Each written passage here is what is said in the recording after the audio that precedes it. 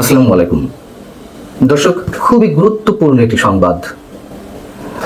বিশ্ববিখ্যাত আইনি প্রতিষ্ঠান ব্রিটেনের ডাউটিং স্ট্রিট চেম্বার আওয়ামী লীগের পক্ষে ডক্টর ইউনূস সরকারের বিরুদ্ধে ব্যবস্থা গ্রহণের জন্য অথবা আওয়ামী লীগের রাজনৈতিক কার্যক্রম যে নিষিদ্ধ করা হয়েছে সেটি যে মৌলিক মানবাধিকারের লঙ্ঘন, এই লঙ্ঘনের বিরুদ্ধে ব্যবস্থা নেওয়ার জন্য জাতিসংঘের স্বাধীন বিশেষজ্ঞ এবং অন্যান্য দূতের কাছে ব্যবস্থা নেওয়ার জন্য আবেদন পাঠানো হয়েছে।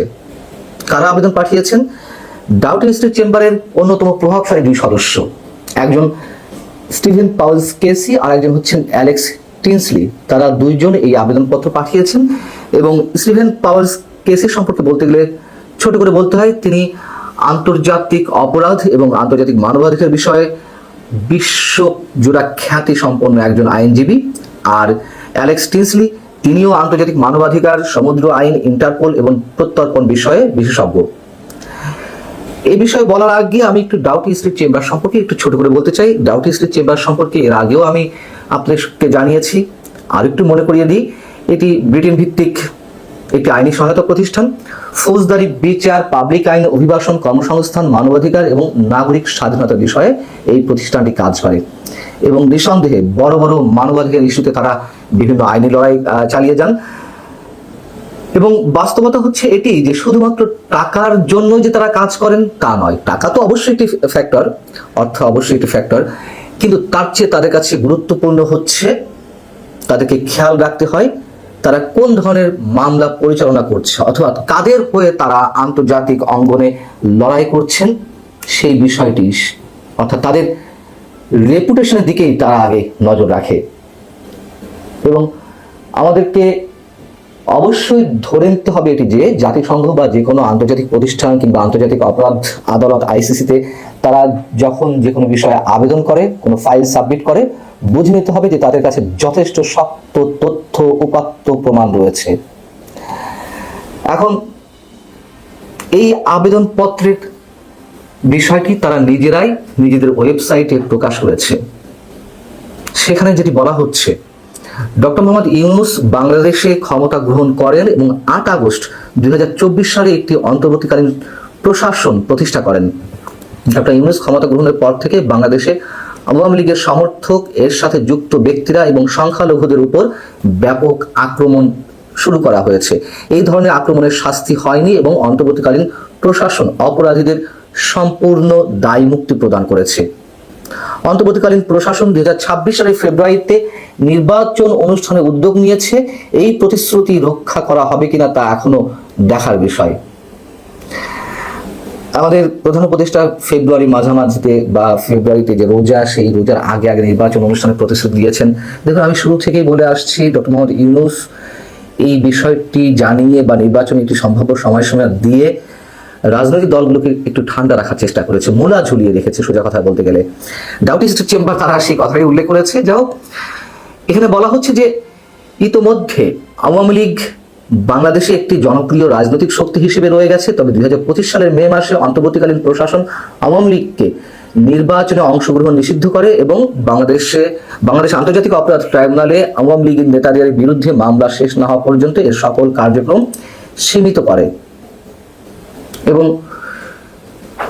আওয়ামী লীগের নিষেধাজ্ঞা কিভাবে মৌলিক মানবাধিকার লঙ্ঘন করে, বাংলাদেশের আইনের শাসন এবং গণতন্ত্রকে ক্ষুণ্ণ করে, সেই প্রশ্ন তুলে ধরা হয়েছে এই আবেদনে।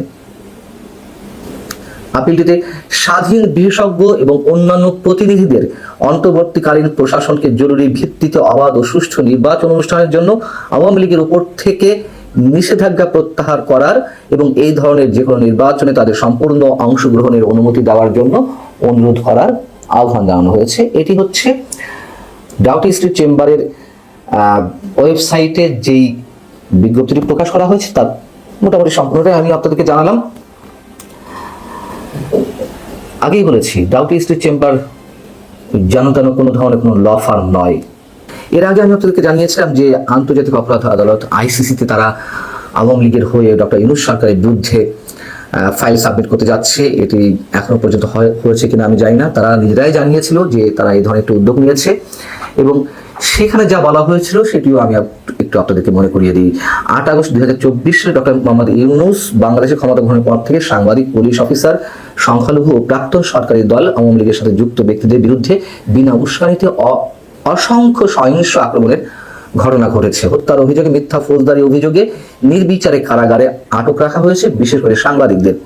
নিয়ন্ত্রণহীন মব সহিংসতা এবং ধর্মীয় সহিংসতার প্ররোচনা, এই অভিযোগগুলোর জন্য দোষীদের বিচারের আওতায় আনার জন্য বাংলাদেশে কোনো পদক্ষেপ নেওয়া হয়নি। আরো অনেক কিছু ছিল যে বিষয়ে আমি বিস্তারিত তুলে ধরেছিলাম আপনাদের সামনে। আইসিসিতে ডক্টর ইউনূস সরকারের বিরুদ্ধে তারা যে মামলা পরিচালনার উদ্যোগ নিয়েছে তার অংশ বিশেষ হিসেবে। এখন বিষয় হচ্ছে যে এতে কি হবে? আওয়ামী লীগ তার রাজনৈতিক নিবন্ধন ফিরে পাবে? আওয়ামী লীগ ওপেন রাজনীতি করার সুযোগ পাবে? আওয়ামী লীগ নির্বাচনে অংশগ্রহণের সুযোগ পাবে? দেখুন, এই কথাও আমি প্রথম থেকে বলে আসছি, যা কিছু হচ্ছে গরম গরম অনেক কিছুই হচ্ছে। শেষমেশ আওয়ামী লীগকে নিয়ে নির্বাচন করতে হবে। আওয়ামী লীগের বিরুদ্ধে যত অভিযোগ থাক না কেন, অবশ্য অভিযোগ রয়েছে, নির্দ্বিধায় আমরা এটুকু বলতে পারি। এবং সেই সব অভিযোগের বিষয়ে যে মামলাগুলো এর মধ্যে পরিচালিত হচ্ছে বাংলাদেশ আন্তর্জাতিক অপরাধ ট্রাইব্যুনালে, সেগুলো নিয়েও এর মধ্যে প্রশ্ন উঠেছে। মানে অতিমাত্রায় শাস্তি নিশ্চয়তার বিধান করতে গিয়ে একেবারে হসপস বাঁধিয়ে দিয়েছে সরকারের পক্ষ থেকে যারা এই বিষয়গুলো তদারকি করছেন সেগুলা।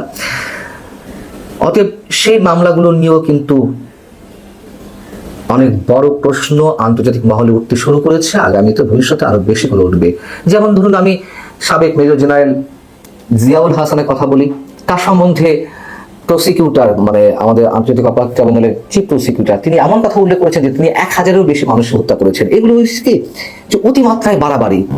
তার বিরুদ্ধেও অনেক ধরনের অভিযোগ থাকতে পারে, কিন্তু সুনির্দিষ্ট অভিযোগ কিংবা গ্রহণযোগ্য কোনো অভিযোগ দাঁড় করাতে হবে। একটা মানুষ সেনাবাহিনীতে চাকরি করছেন, মেজর জেনারেল পদে, হতে পারে তিনি আরো কয়েক বছর আগে থেকে হত্যাকাণ্ড শুরু করেছেন।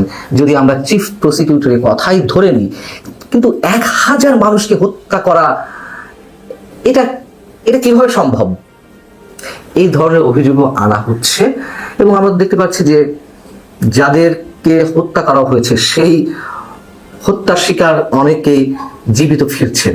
এই মামলাগুলো ভবিষ্যৎ কি আমরা জানি না। এখন তড়িঘড়ি করে যে মামলাগুলো পরিচালনা করা হচ্ছে, নিষ্পত্তি করা হবে এই বছরের মধ্যে অনেকগুলা, শেখ হাসিনার বিরুদ্ধে কোনো মামলার রায় দেওয়া হবে।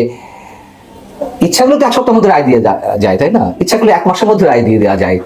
লাভ কি তাতে? সেগুলো কি কার্যকর করা যাবে?